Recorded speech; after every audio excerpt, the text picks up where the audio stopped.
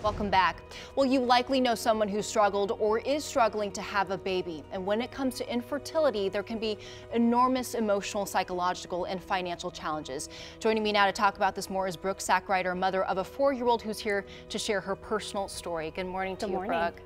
Tell me, just when did you and your husband decide, hey, you know what, we want kids? Well, I think it was always part of our plan. We got married and met when we were in our late 20s, and we weren't in a rush. We thought we had time. We worked, we traveled, we did all those things that, you know, newlyweds do, and then we weren't trying not to get pregnant. And so after a couple years and it hadn't been successful, we decided to kind of look and see what our options were, and we tried our first round of IVF. And was that in your mid-30s that you did the first round? Yes, the first round was probably, it's probably about 32. What struggles did you come across with the IVF and just trying to conceive?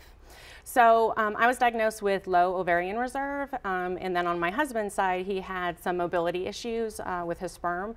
So it was one of those things that no matter how hard we tried, it probably wasn't going to happen naturally for us. So when we went in and we first did our initial round of IVF, they were always successful for us. So the first time we ended up getting pregnant with twins. And so that was really exciting. And we thought, well, that was easy.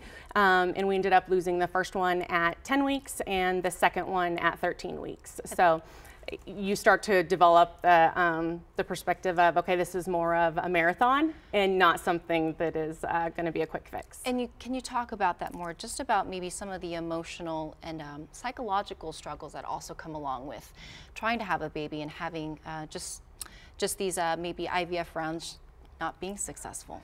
Yeah, I think having a really strong support system is super important, and just being really open and having that open line of communication with your husband, because even though everything is happening to the female, as far as all of the medication and the shots and the doctor's appointments, you know, from a male perspective, they want to fix everything. And so with everything happening to the female, you know, I encourage people to have that open communication and just really realize that you know, they're struggling through this process as well, because it's very emotional.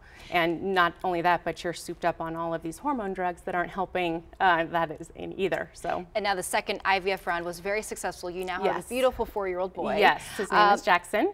You know, for couples who are trying to conceive, possibly in the same shoes as you were prior to having your son, is there anything that you'd like to share with them? Yeah, so like I said, I think a good, strong support system is important, but also for, you know, and I think even more important, not only for couples, but for women who haven't necessarily met the man of their dreams yet.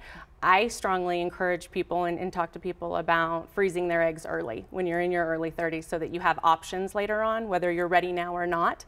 You know, going ahead and taking that step so that the door's wide open for you when you're ready, and those eggs will always be, you know, in their early 30s. And where did you get your IFB or get connected to the resources? Was it?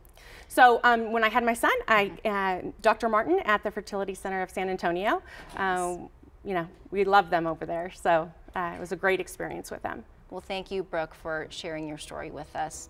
And